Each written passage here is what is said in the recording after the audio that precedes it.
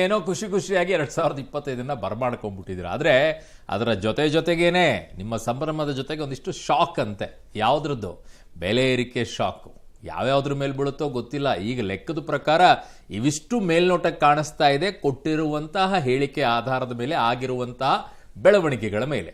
ಯಾವುದ್ರ ಮೇಲೆ ದರ ಏರಿಕೆ ಮಾಡಕ್ಕೆ ಮುಂದಾಗಿದೆ? ಸರ್ಕಾರ ತನ್ನ ಖಜಾನೆಯನ್ನು ಭದ್ರಪಡಿಸ್ಕೊಳ್ಬೇಕು, ಅದಕ್ಕೆ ಜನರ ಮೇಲೆ ಹೊರೆ ಹಾಕಬೇಕು. ಆ ನಿಟ್ಟಿನಲ್ಲೂ ಯೋಚನೆ ಮಾಡ್ತಾ ಇದೆ. ಹಾಗಾಗಿ ಕುಡಿಯೋ ಎಣ್ಣೆದಂತೂ ಮಾಡಾಯ್ತು ಬಿಡಿ, ಅದನ್ನ ಜನ ಸ್ವೀಕಾರ ಮಾಡಾಯ್ತು, ಅದನ್ನ ಖರೀದಿನೂ ಮಾಡಾಯ್ತು. ಕುಡಿಯೋ ನೀರಿನ ಮೇಲೇನೂ ಈಗ ಏಟ್ ಹಾಕ್ತಾ ಇದ್ದಾರೆ. ಹಾಲು, ಕುಡಿಯೋ ನೀರಿನ ಮೇಲೆಯೂ ಕೂಡ. ಇನ್ನು ಅಮೃತ ಅಂತ ಹೇಳಿ ಹಾಲು ಕುಡಿಯಕ್ಕೆ ಹೋದ್ರೆ ಅದಕ್ಕೂ ₹5 ಹಾಕೋ ಯೋಚನೆಯಲ್ಲಿದ್ದಾರಂತೆ. ಇನ್ನೇನ್ರಪ್ಪ ಉಳಿತರು, ಹಾಕ್ಬಿಡು ಎಲ್ಲಾದ್ರ ಮೇಲೂ, ಖಜಾನೆ ತುಂಬಲಿ, ಹೆಂಗಾದ್ರೂ ನೀವು ಕೊಡ್ಬೇಕಲ್ವ ಫ್ರೀಯಾಗಿ. ಸೊ ಏನಾಗಿದೆ ನೋಡಿ ಬೆಳವಣಿಗೆ. ಹೊಸ ವರ್ಷದಲ್ಲಿ ಕಾದಿದೆ ಶಾಕ್. ಹಾಲು, ಬಸ್, ಚಿನ್ನದ ದರ ಬಲು ದುಬಾರಿ. ಕುಡಿಯೋ ನೀರು ಕೂಡ ದುಬಾರಿ ಸಾಧ್ಯತೆ. ಹೌದು, ಹೊಸ ವರ್ಷಾಚರಣೆ ಸಂಭ್ರಮದಲ್ಲಿರುವ ರಾಜ್ಯದ ಜನತೆಗೆ ಶಾಕ್ ಮೇಲೆ ಶಾಕ್ ಕಾದಿದೆ. ಹೊಸ ವರ್ಷದಲ್ಲಿ ಬೆಲೆ ಏರಿಕೆ ಗುಮ್ಮ ಕಾಡುತ್ತಿದ್ದು, ಶ್ರೀಸಾಮಾನ್ಯರ ಜೇಬಿಗೆ ಕತ್ತರಿ ಬೀಳೋದು ಫಿಕ್ಸ್ ಆಗಿದೆ. ಇನ್ನು ಯಾವ್ಯಾವ ದರ ಏರಿಕೆ ಆಗಬಹುದು ಅಂತ ನೋಡೋಣ. ಹಾಲಿನ ದರ ಏರಿಕೆ.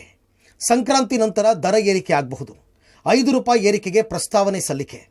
ದರ ಏರಿಕೆ ಬಗ್ಗೆ ಸಿಎಂ ಅಂತಿಮ ನಿರ್ಧಾರ. ವರ್ಷಾರಂಭದಲ್ಲಿ ದರ ಏರಿಕೆ ಫಿಕ್ಸ್ ಆಗೋದು ನಿಶ್ಚಿತವಾಗಿದೆ. ಬಸ್ ಪ್ರಯಾಣ ದರ ಏರಿಕೆ ಶಾಕ್. ಬಿಎಂಟಿಸಿ, ಕೆಎಸ್ಆರ್ಟಿಸಿ ದರ ಹೆಚ್ಚಳ ಸಾಧ್ಯತೆ. ದರ ಹೆಚ್ಚಳಕ್ಕೆ ಈಗಾಗಲೇ ಪ್ರಸ್ತಾವನೆ. 15% ದರ ಹೆಚ್ಚಳಕ್ಕೆ ಮನವಿ. ದರ ಹೆಚ್ಚಿಸದಿದ್ದರೆ ನಿಗಮ ನಷ್ಟ ಅಂತ ವರದಿ.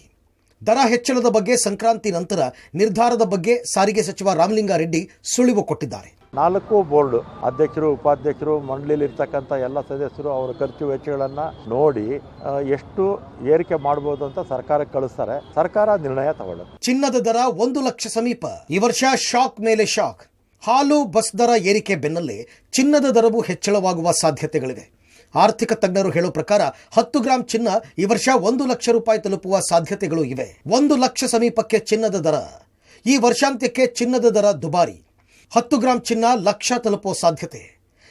ದಿನೇ ಏರಿಕೆಯಾಗುತ್ತಿರುವ ಚಿನ್ನ. ನಿರಂತರ ಬೇಡಿಕೆಯಿಂದ ಚಿನ್ನದ ದರ ದುಬಾರಿ ಆಗುತ್ತಿದೆ ಅಂತಾರೆ ಆರ್ಥಿಕ ತಜ್ಞರು. ಈ ವರ್ಷ 80,000 ಆಸುಪಾಸಿನಲ್ಲಿದೆ.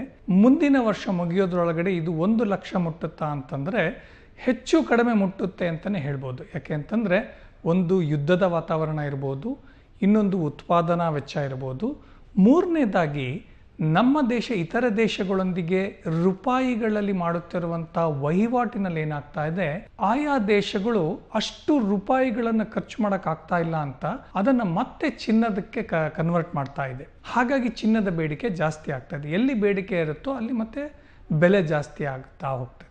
ಚಿನ್ನದ ಜೊತೆಗೆ ಜಲಮಂಡಳಿ ನೀರಿನ ದರ ಹೆಚ್ಚಳ.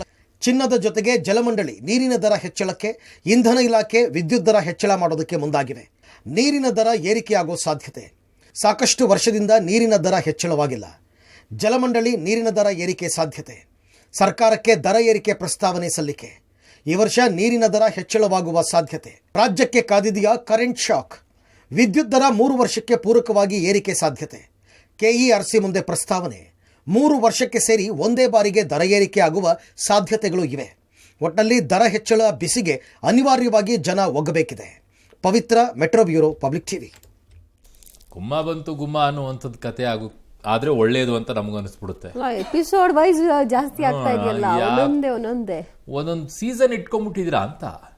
ಬೇಸಿಗೆಯಲ್ಲಿ ಒಂದು, ಮಳೆಗಾಲದಲ್ಲಿ ಒಂದು, ಚಳಿಗಾಲದಲ್ಲಿ ಒಂದು, ಒಟ್ಟಿನಲ್ಲಿ ಶಾಕ್ ಮೇಲೆ ಶಾಕ್ ಕೊಡ್ತಾ ಇರಿ.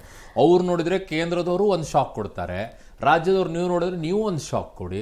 ಚೆನ್ನಾಗಿದೆಯಪ್ಪ. ಅವ್ರದ್ದೊಂದು GST ಶಾಕು, ನಿಮ್ಮದೊಂದು ಏರಿಕೆಯ ಶಾಕು. ಒಟ್ಟಿನಲ್ಲಿ ಶಾಕೆ ಯಾವಾಗ ಹೊಡೆಯುತ್ತೋ ಗೊತ್ತಿಲ್ಲ ಅಷ್ಟೇ. ಶಾಕ್ ಅಂತೂ ಶುರು ಆಗಿದೆ.